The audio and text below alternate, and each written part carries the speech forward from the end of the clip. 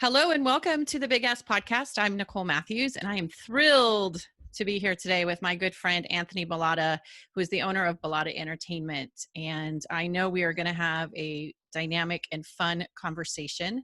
Anthony's the kind of guy you want to take a road trip with because you always know there's going to be a good story and we're going to have a good laugh at some point. So I am delighted, Anthony, that you have said yes to our first podcast via Zoom. We are conforming to the times and taking the Big Ass Podcast onto Zoom. So thank you so much for being here. I have had the pleasure of knowing you for many years, but just so that everybody else gets to know you, if you could just give a little bit of background on who you are and what you do and why you're so fabulous. I wish I knew. Hi, everyone. I'm Anthony. I'm Anthony Bollotta, Bollotta Entertainment here in San Diego. And I actually started my career in the event industry as a performer. I studied theater at Syracuse. And it's funny that this is called The Big Ask because the last thing I wanted to do was go to New York. The very last thing I wanted to do was go to New York and audition because I was scared silly to be in New York at that age. I just didn't know who I was. So I took my degree and I moved back to Florida and I ended up with a performance company and the market was events and meetings.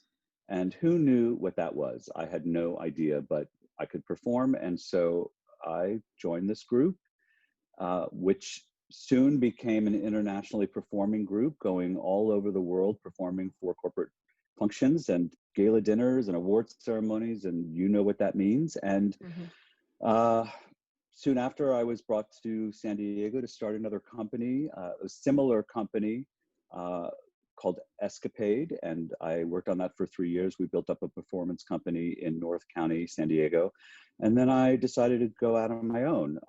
Owning a business was not on my to-do list. It was not part of my big plan. I just felt at the time that I felt I could do it. I had the tools, I had the resources, and I knew that I could make a go of it at that time. It still wasn't my first love. I still thought I'd end up performing, but I went ahead and started a business and slowly grew it, working with major companies, providing them general session services, creative services, production, entertainment, and having a lot of laughs and great times along the way and meeting For sure. great people, right?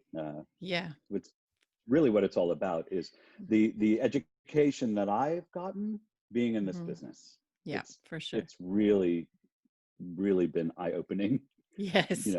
Because you hear things and you see things that you might not ordinarily be privy to, Right. And it's fun. Especially when it comes to big name talent, I bet.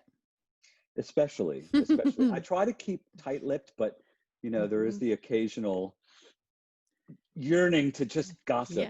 Yes. But and everyone that I've had the pleasure of working with, everyone has been great. Maybe one hasn't, but for the most part, everyone has been great. Because I think in the beginning, working with headliners in our industry, very few people were doing it, and we were viewed as the sort of stepchild of work opportunities for headliners. Nobody really wanted to do corporate events because that meant you were washed up. That meant you couldn't get a TV appearance or a film, or you couldn't get your album sold. That's basically what it meant. So people were not artists were not very responsive, but that's turned around and it has become quite a business, with the artists resurrecting their careers through it. One artist in particular, two of them in particular that I know of, started their careers in this industry, Danny Gans being one of them and Terry Fader being another one, which was unheard of back in the day. You didn't start in events and make it to the big time. It was the other way around. And it was a step down.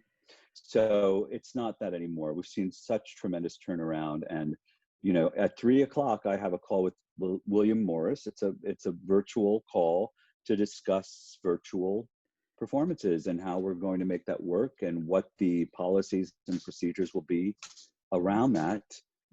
So you can see it's evolved and we're now viewed, our industry is now viewed as a player.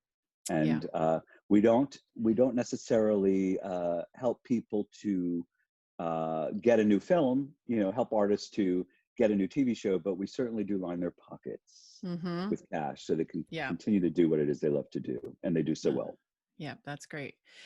So tell us something about you that might surprise us. Is there anything about Anthony Bollotta that we just don't know yet about you? Yeah, yeah. That From one I of don't my, know maybe about you? Ooh. So what uh, is a fun fact about you that we should know? well, to be perfectly honest, I'm not as confident as people think I am. And Mm-hmm. in this little head of mine is fear and angst and what the hell am I going to do next? And why did I make that mistake? And how can I fix that? And how can I do that Mm-hmm. better? And so it's come as a bigger surprise to me that people see me as confident as they do, because Mm-hmm. I don't see myself that way Yeah. in the slightest. Well, I remember one of the very first times that we've met, and I've told you this story before, but as the listeners know, I own an event management company in San Diego, and so you and I were working on a major event for a huge industry conference, and you were the ambassador for San Diego, and you were looking for somebody to chair one of the biggest events as part of that. And you put my name forward, and I didn't know that you knew who I was at the time. I mean, I was just young and coming up through the industry, and the fact that Anthony Bollotta knew my name, number one, and number two, actually thought I was competent enough to take on a challenge for that will always be as perhaps insignificant as it is for you, and you probably never remembered until I told you that story. But that for me was just such a defining moment for my career, because I thought, oh my gosh, the Anthony Bollotta knows who I am and believes in what I do. And it really helped kind of make me feel like I had a place in the event community in San Diego. So I thank you for that. Thank you for giving me that gift and believing in me. And if you don't always believe in yourself, I certainly believe in you. So anyway, I just wanted to make sure you knew that as part of Well, today as well. thank you. And I'm Yeah. so sorry that while you were being so kind to me, my phone was ringing in my pocket. So I hope it That's didn't come technology. across. That's the world we're living in Yeah, now. So right. don't even worry about that. Yes, don't worry about that. So, But I do want to just sort of make a comment on that, if you don't mind. And that is, it's a good lesson for both of us, because I think mhm, what I saw in you was the confidence that people see in me. And we have to remember that, that the outward mhm, projection isn't always how we feel. And that's mhm, powerful. And there is a lot of responsibility in that as well that we fail to see sometimes, yeah, yeah, and there's a lot of strength in it. So yeah. I may not be as confident as you think I am, but I'm surely going to make you think I'm Yes, confident if it's going to help, exactly. right? Exactly. And I'll it go also, there. yes, and it also speaks to when an opportunity is presented to you, oftentimes you should say yes, right? I mean, it felt to me like your ask, here we go, the big ask, right? Your ask to me was bigger than what I thought I was capable of, but I still said yes, because I thought, well, if Anthony believes in me, I'll figure this out. And so it's just so important, right? That as mentors and mentees and people in the industry, and it's just that realization that your words matter, right? And just taking the time to acknowledge somebody and their hard work is career changing for some people. So so we all have to continue to do that and be better at that, and really make a conscious effort, I think, to recognize talent in people and say, I believe in you, you can do this. And that was really important that you did that for me. So I thank you. Well, That's when our little friendship love affair started. yes, it sure did. And see, I'm glad I did. Look at what I got Yes, in return. look at where we are now, right? Yes, Look at where we are now. yes, Exactly. So absolutely. so And to that, moving. Mhm. I was just going to say, and to that point, I've never said no in my Yeah. business. I've Yeah. never said no to a challenge. And and with the same kind of fear and the same kind of angst. Yeah. But I knew, hey, if you say no, you don't get to pick your opportunities. Right. Some people, I think, do, but I Yeah. certainly, they're presented, I go after them and work. And Yeah. so when somebody presents an opportunity outside of my comfort zone, as long as I felt I could handle this, or I think I could do Mhm. this, hey, you do it. Or Yeah, you don't get absolutely. opportunities and you go nowhere. Right. Right. Exactly. Such a great reminder. So here we are in the midst of whatever the world we're living in nowadays. And you and I have been particularly hit hard because of us being in the event industry. And so Mhm. how have you had to pivot your business? Number one, and number two, you have a team of people who are, you're responsible for. This isn't just Anthony taking care of Anthony. I'm lucky because I only have to take care of myself, essentially.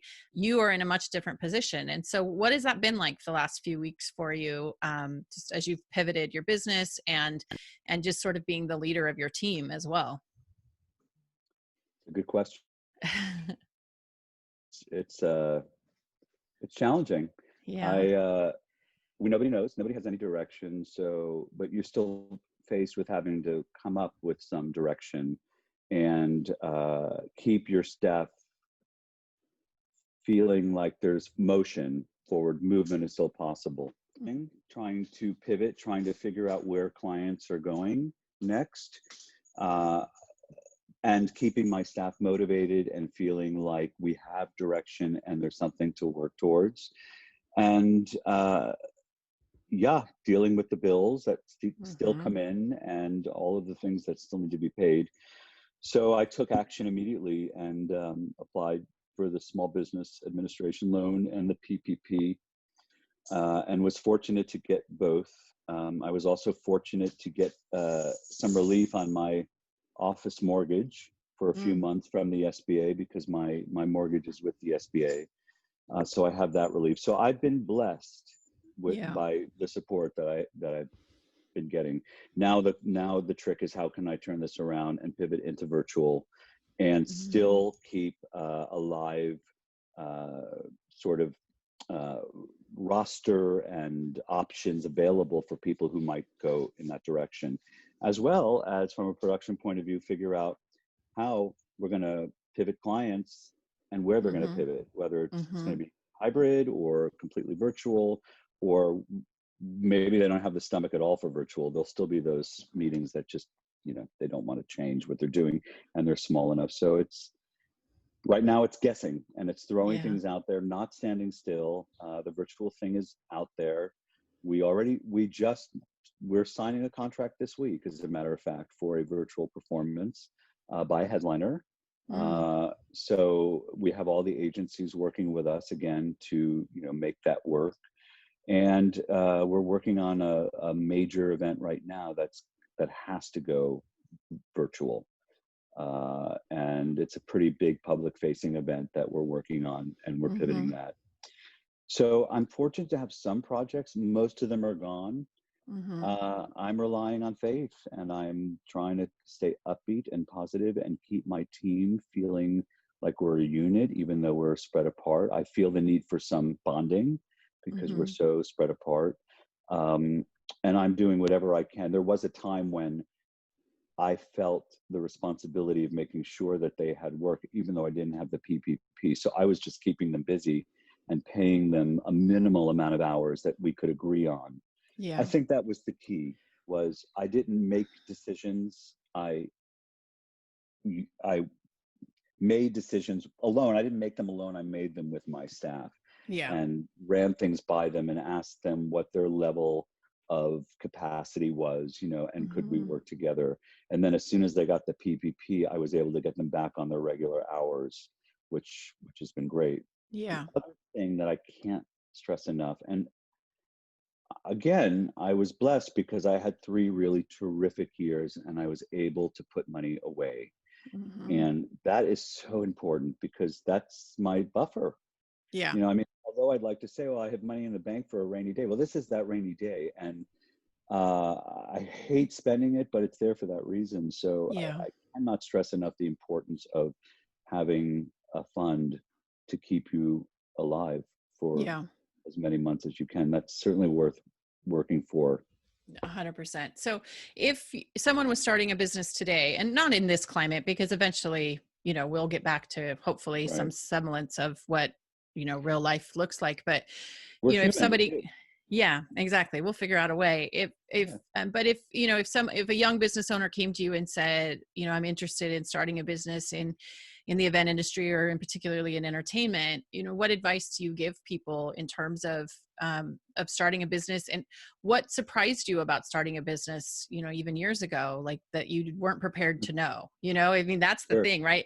Everyone always thinks it's fun. Like, I go into a business because I want to do XYZ craft, right? I Right. love to cook, so I'll start a restaurant. I love to sew clothes, so I'll start a boutique. I love to throw parties, I'll be an event planner. Nobody ever talks about like the business side of all of that. So how did you learn that? Where did that come from? What were your challenges as you were building your business?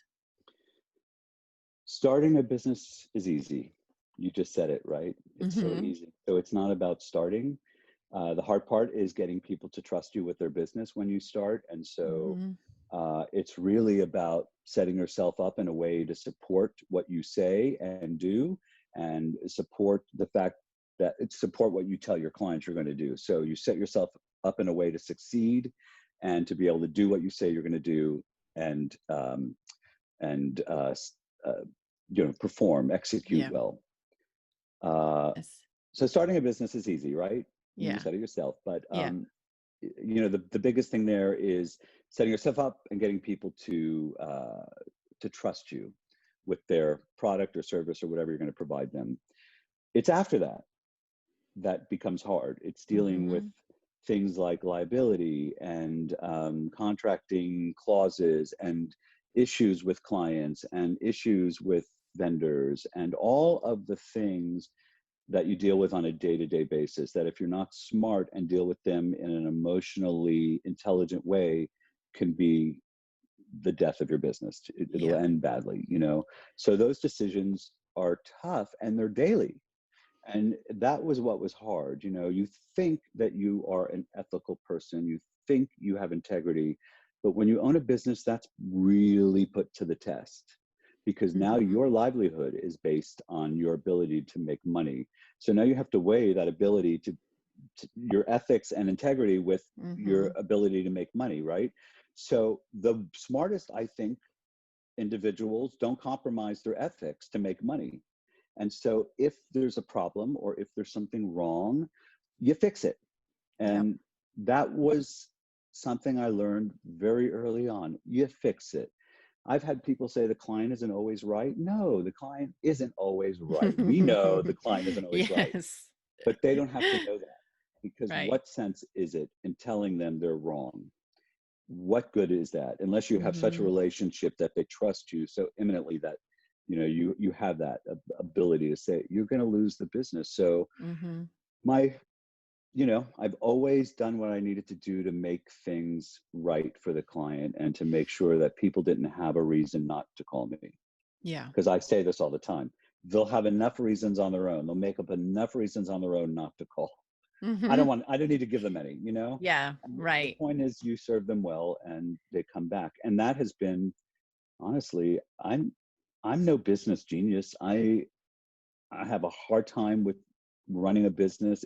It consumes me, but I think I'm successful because people trust me. Yeah. And in this world, in this creative world, whatever that Mm-hmm. ends up being, you have to have people's trust, because without it you'll get nowhere, right? You're holding people's, sometimes you're holding their careers in your hand as Right. their event producer or planner, Mm-hmm. because their reputation depends on how well it goes. And that's it's important to remember that there is that kind of power, and you have to come about it very gingerly Yeah. and carefully. So let's segue a little bit into creativity. You just touched So on that. Yeah, let's talk about creativity. How do you, I mean, your whole world is about being creative.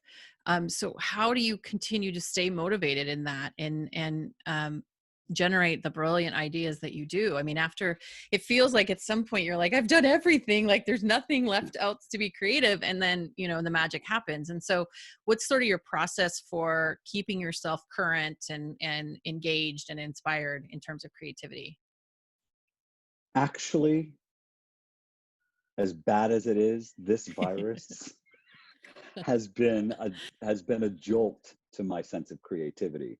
I was Mm. feeling bored and stagnant and didn't know what to do. And now I feel like there's a wealth of opportunity out there, and there is. Mm-hmm. Uh, and there's so much that can be done here in this new platform. And so it's about what can we do? So I'm actually a little Yeah. jazzed by it. And not to, I don't want to skip a question you asked me earlier, and that is what advice I'd give to a young person coming into business now. Mm-hmm. If they were coming into our business now, they have to jump on the virtual bandwagon now. I mean, that is really what they need to do. I don't I don't care what facet of the business they're in, they need to Mm-hmm. jump on virtual, because that's eventually where it's going. And that's Yeah. where the careers will be and will blossom. And, the back end, creating product, creating platforms. Right now, the platforms that exist are so limited. So there's a world of growth in that Mm-hmm. area. Sponsors only have so much capability within the platform. That has to grow. Yeah. The ability to stream more than one thing at a time has to grow. There's so many things. The ability to monetize content, that's going to grow. So there's Mm-hmm. so much opportunity Yeah. in our world. It just looks different. Yeah, I agree. I mean, I think the virtual piece, even after this, it's not going away. This isn't the Band-Aid. Virtual isn't just the Band-Aid to get us to the other side of this virus. It's really the bridge that's going to take us into the future. So I agree with you. Even if you want to do sort of traditional events, I mean, even a wedding planner has to think about when weddings get back in normal fashion in person. There could be a client who says, we have family in whatever country who can't travel, and we want to be able to live stream our wedding. And Mhm. so, even as a wedding planner, you'd have to be thinking about adding in that element of the service too, and not You'd being be, blind to it. Hmm. you'd be, I hate to say it, an idiot not to, Yeah. because even if your clients aren't asking for it now, they will. And Right. you'd be smart to get on the bandwagon now and learn all you can about the service. Hmm. Already having information on how the industry works, it'll only bolster that knowledge and bring you to the next level, and enable you to provide things that others aren't providing now, and Yeah. be up with the trend, because you're Hmm. absolutely right. We've grown so accustomed to this now. We've Hmm. Right? Have you not been in front of your screen all day like I Right. have? I Yep, talk to more exactly. people now I than do I ever too. did, right? I do So, too. right? And the idea that we're sort of looking in on somebody else's world, all so comfortable, Yeah. that yes, Yeah. absolutely. And there are already DJs and bands in San Diego that honestly get this already and are preparing Hmm. for this. The ability to zoom their performances into other areas from a hybrid event, from their home, wherever. Hmm. This is already happening. So Yep. yeah, for sure, for Yeah. sure.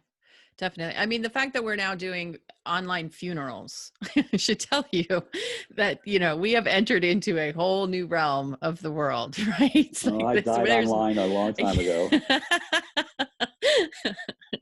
so I Wow. actually made the comment the other day. I was like, I do not want to die during this period. And no, No. not to make a joke of, I've realized a lot of people are, but I mean, I want lights, I want production, I want full catering. Like, I do not want just Right. people to be on another Zoom to say how much they enjoyed being in my life. Like, that is You not for will me. gather, you will come around, Yes. you will gather around me, or there will be no Yes. will. I know, right? I mean, I want you singing at my funeral. I want like the full on production. I didn't come I haven't worked this hard in the industry to go out via Zoom. So let to that go be out in a known. to go out in a Yes, in a little exactly. End of meeting. Like, that's it. right. It's just That's it. final, right? Right. It's just final. Right. So that is not, I am just fingers crossed. I'm like, if, when the good Lord is ready, please let it be when a time when we can all gather. So Right. that's, so that's funny. So let's segue to just sort of talking about mentorship. And where have you found that in your life, and who's an important mentor even to you, for you even now, in as somebody would say, oh, he's so established in his career, he knows what he's doing, who needs to mentor him? But I bet there's still people who you look to. Every CEO that I work with is a secret mentor of mine. Mm. Uh, anyone who has had more success, Andrea Michaels, Mm-hmm. while she may not know it, has served as my mentor just Yeah. in, the way that she's created experiences and her eye for Yeah. detail. Yep. Uh, and I would say that I've, I learn wherever I can. Yeah. I don't have a mentor that's ever been like a go-to in my life, somebody that I could bounce business ideas off of or life ideas. I've not had that, and I've never paid for that service. Mm-hmm. Um, I just keep my eyes open and try to be open to new ideas and learn and try to look beyond the surface in Yeah. everything and to take away what I can. And, you know, it works for me, I guess. I don't know. I mean, I'm not the smartest guy, and sometimes I feel like I'm not heard. I sit around a table with my clients who have owned big Mm-hmm. companies, Mm-hmm. and I have to be a voice that they need to listen to, and making it's not always easy. Yeah. It's not always easy to get them to listen when you're not as big as they are. Right. you Right. know Exactly. and Exactly. it takes fortitude as well. Boy, I never would have been able to do that 20 years ago. Mm-hmm. I learned how to be around those kinds of people by being around them Yeah. and by seeing them for who they are, right? Right. And sitting at the uh, table and feeling confident enough that you have a seat at the table. I think that's one of the best, right. one of the best lessons. I used to think that before I started my career, as you know, I worked at a law firm in San Diego. And so I used to be sitting in meetings with very senior partners and, the managing partner of the firm. And I'd oftentimes be the only woman at the table. And I'd be, Hmm. 20 years younger than the next person sitting next to me. And for whatever reason, I always felt like I belonged. Like I never felt like I had to ask to be at that table, and when that seat is given to you, that's when you need to sit up, stand up, show up and Right. take the lessons, Right. and listen to conversations and listen to the CEOs and learn from all of that, but also feel like you have a voice at that table as Right. well. And I think that's always really important. Part of that is knowing that you have something to offer, Yep. a perspective or a certain work ethic, creativity, whatever it is, that you have something Mm-hmm. solid to offer, and believing in that. Yep. It's key in feeling like you have a seat at the table, Yeah. for sure. And it's funny you say that, because I have another planner friend that lives on the East Coast, a really good planner friend named Amy Stover, who was a planner for Reed Smith for a long time, and got her law degree to be a planner at Reed Smith, so that they Mm. would take her seriously as Oh, a wow. planner, Yeah. because she knew she was going to be in a room with people who all felt they were the smartest person in the room. Yeah. So she had to do that. And you know what? Boy, she got their respect. I mean, they listened to her. Yeah. Yeah. It's She did what she needed to do to sit at the table, but mhm. it's not easy, was the point. It's not always N easy. Not always easy, for Yeah. sure, for sure. So, when is the last time you had to ask for help, and have you had to make a big ask that you can think of? I have to ask for help when there's a recession, and I have to go back to my clients and ask if there's Mhm, anything that we can do for them. mhm. That's not easy, Yep. because it makes you feel like you failed. You need business, right? Where's your money, right? So, Yeah. but I've done it because I feel like Mhm, if we're building partnerships, they would want to know that I can mhm. use their help, and I would do the same. Yep. So I've had to ask for that. Asking for loans, I mean, that's, for me, that's not, I don't like to owe. So Yeah. asking for that Yeah. kind of help is, while I'm glad to Mhm, have it, it's not the easiest thing to do. mhm. Uh, and for, I'm not a big ass. It's so funny when you told me this is the big ass guy. I was like, oh God, I'm not that guy, because I, I, I have a hard time. I've been on the Yeah. board of Homestart with you for a long Mhm, time, and have mhm. been there even longer. And I am just now getting comfortable asking people for money. And I Yeah. think that's only because now I'm at a point where I can give a little bit more, so I feel more comfortable. Mhm. I'm that guy. I don't, I'm sorry to say, I'm not the guy who's so confident that he's going to go up and ask for something Yeah. unless he honestly 100% feels he deserves it. And even then, it's hard for him to ask for, because I don't Yeah. ask for things. I just do them myself. I'm that guy. Mm-hmm. If I wanted, I just Yeah. sort of do them. I think it has a lot to do with my childhood and expectations and all of that bull. But yeah, I mean, I have to That's be another honest. podcast. Yes, a whole nother podcast. Yeah, I mean, I think there is a part of asking that is learned. I mean, and it can definitely be a skill, just like, something you learn in your business. I think there is a skill that can be taught when it comes to asking. But even the examples that you've given have been so important. I mean, in this, if you were not reaching out to your clients, asking for them to, touch base with you, how can we help you? Here we need funding, those kinds of things. Your business would not survive what it's currently going through. And we're all hanging on by a thread anyway. So having that courage to say, I need to get out of my own way, be a little uncomfortable and make these asks, I think that's important because otherwise, where are you? Right? The answer is always no. I always say the answer is always no if you don't ask. So Right. you might as well ask, And the other so side of that coin is you are your best advocate, right? yep, I mean, if you don't 100%. ask, to your point, right? Yep, exactly. Exactly. So you mentioned Homestart. You and I have the pleasure of serving on a fabulous board for an organization called Homestart. Do you want to talk a little bit about that and maybe any other causes that you are devoted to? I know you're Sure. very generous around town. So Oh, so tell us a little how you spend your time. just want you to know that when I hit gold, I'm going to be even more generous. Good. It's my plan in life. Yeah, It good. gives I me like joy, it. you know? Yeah, exactly. Uh, Exactly. you know, Exactly. I joined Homestart. I want to say about 12 years ago, I joined the board of Homestart, and it's, as you know, an agency here in San Diego that's been around since 1972, Mhm. with the mission to basically end child abuse, Mhm. uh, to repair the damage that it makes, to help stop it in advance by strengthening families, and to help children be more self-sufficient as they grow in those environments and come out more resilient and stronger. Mhm. Mhm. And now, even more than ever, we've talked about this with people locked down at home. Mhm. Uh, kids, some kids are victims, and their homes are not their retreats. You know, Yeah. that's where they are abused, and it's their nightmare. And unfortunately, that's the way it is in this world.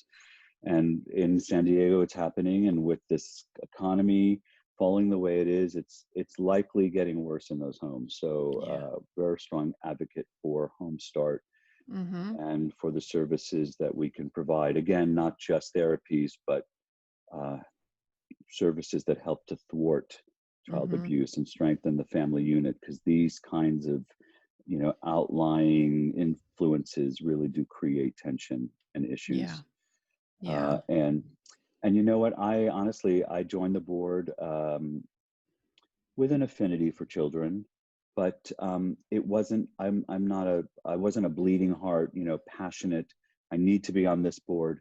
But as I've been on the board, I've come to realize that I am not a stranger to abuse, and I comes flooding back. Not my Mhm. own, but my cousins. My uncle was an awful abuser, and Mhm. I still see it affects. I still see the effect of that Yeah. on cousins who are my age and older, and the issues that Mhm. they have in their lives, and the unhappiness and the feeling that they've never been loved. I mean, all of that is Yeah. still there, Right. and it's Right. it's disheartening to see, and so it's close to my heart. And Yeah. Vista Hill, as you know, Mhm. serving people with uh, mental issues, Mhm. emotional issues, serving a wide um, population. What do I want to say? Give people. Yeah. Serving our Yeah. autistic community as well, Mhm. both adults and children, with Mhm. a plenitude of services all around the county, and strong Yeah. financials and caring individuals who really give passionately. Yeah. And I just joined the board this week of, Ah. here we go, boardies.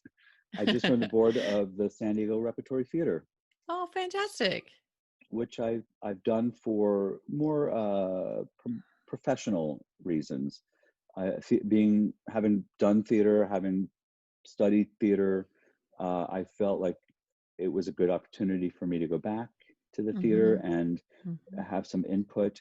And it's a really easy connection to my staff. So we'll get season tickets. They'll go to the shows.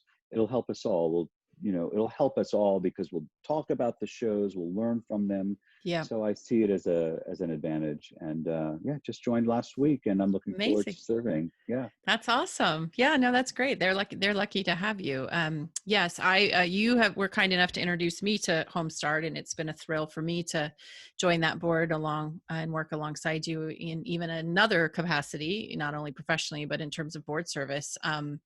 And you're right. I mean, I feel very fortunate because I grew up in a very safe home with two loving parents, and I don't really have anything to complain about. And I know that tends to be a rare story. It doesn't necessarily always necessarily that it's the norm. And so, I just think it's just good karma, because I was Mhm. so blessed in the work that Homestart is doing is for those who aren't as necessarily blessed as I am. And so, just to have a small part in, making that organization better is really been a great privilege. So I thank you have to for say that. something to you that no, I have to thank you because I've sat on boards for a number of years now, and there are a variety of types of board members, and Mm-hmm. many I've witnessed people who take on positions on boards for the sake of having their name attached to Mm-hmm. a specific organization, or for whatever reason. But you can see that the effort is not really there. They're not putting much in. They're not really present. Yeah. And you have been the complete opposite. Oh. I mean, it's been such a point of pride for me that I brought you onto the Homestart Yeah. board, because Yeah. you've just been you got so wrapped in and so willing to contribute, and not just at the meetings and not just when it's called for, but on your own time, you're thinking of things and coming up with ideas and rehashing Mm-hmm. comments. And I mean, you're present, and Oh. so you're responding, and you're contributing, and I'm just Oh, so proud that you were on this thank board. And you. I thank you. But Yes. I didn't Thank bring a you. dud. I didn't bring a Siri. dud onto the Homestart board. I didn't bring Yeah, a dud right. onto the board. Exactly. See, You I don't want had to to be known make you as that spend all that person. money first at the silent Yes. auction. I You knew know, you were right? being See what tested. happens? I You were being spend money at a tested. silent auction, actually on behalf of my parents. My parents should be sitting on the board, but never mind. So I yes, was proud that night too. yes, exactly. Exactly. So I think I'm going to just change it's no longer the Big Ask podcast. It's When Bollotta Asks podcast, because when Bollotta asks, I'll tell you when I will always show up when you make an ask. So Right back good. at you. All right. So we're gonna end with some rapid fire questions, which are just intended to be fun. We end every podcast this way. It's just a fun way for us to continue to get to know you. So, first thing that comes to your mind, no pressure, right? Here we go. Title of your lifetime movie. 3 blocks from normal. Okay. If you could change places with any celebrity right this minute, who would it be? Jay Leno. Okay. When do you He's feel on my mind. yes, perfect. When do you feel happiest? When I'm singing. Yes. Yes. That is a gift to all of us. If you were running for politics, what would be your biggest campaign promise? To do what I say. Uh-huh. Okay. To not overpromise and do what I say. Okay. Ultimate dinner party. Which four guests do you invite and why? Can be a live, dead, comic character, movie Oh, character, doesn't well, matter. here's my gayness. Streisand. Okay, well, come on. I'm not really sure I want to have dinner with her, but I'm Just in the intrigued. room. In the room. Yeah. Yeah. I don't know if Okay. I want her to watch me eat. I might get Okay. a little uncomfortable, I would love to meet Barack Obama. I think Yes. that he is such an incredible leader and Mm-hmm. statesman, and Mm-hmm. so I'd love to meet him. I would love to meet. I don't know. I don't know if I would really. I don't know. I don't want really. What do I say? Let me 4 people. Four people. Oh. So we got Barack, we got Barbara. We got Barack and Barbara, and we'll go with Okay, it's just two. It's an intimate party. yeah, I want it all to be about me. Just yourself. You just want to clone and eat with yourself. I could have said something really stupid like Rock Hudson, Rock Hudson, Rock Hudson, Rock Hudson. Because now he's on my mind. I'm watching that Yes. Hollywood. Oh, right. Right. Yes. Okay, moving on. Right this minute, you have to get a tattoo. What do you get and why? A heart on my ankle. Okay, good. Biggest pet peeve in business? Ugh, people who don't follow through. Yes. Yes.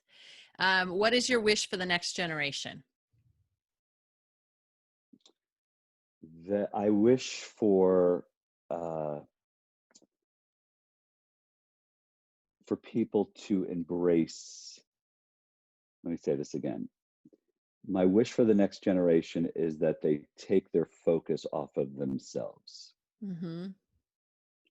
That they have a wider view of the world. Yeah. And that they're able to see it without getting in the way. Yes. Like every picture doesn't have to be a selfie. It can actually be about the landscape. Right. What's in front of you. It doesn't always Right. have to be what, yeah, exactly. That's a great answer. Yeah. When does your light shine the brightest? When I'm with people I love. Mm-hmm. I mean, when I'm having a good time with people, that's probably when I'm shining light. Yeah. You've got a Because great I'm laugh not shining too. it alone. When I'm alone, it's very deep. Yes. Okay, last question. What is your big ask, either personally or professionally right now, that we can help you with? Do you have anything that's an ask that we can help you with? I would love help with Homestart.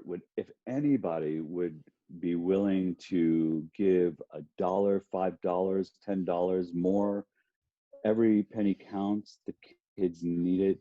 We need it. We will put it to good use. It will not be spent unwisely, and it will help people and the kids. That's the main thing, is those kids. So that would be my big ask.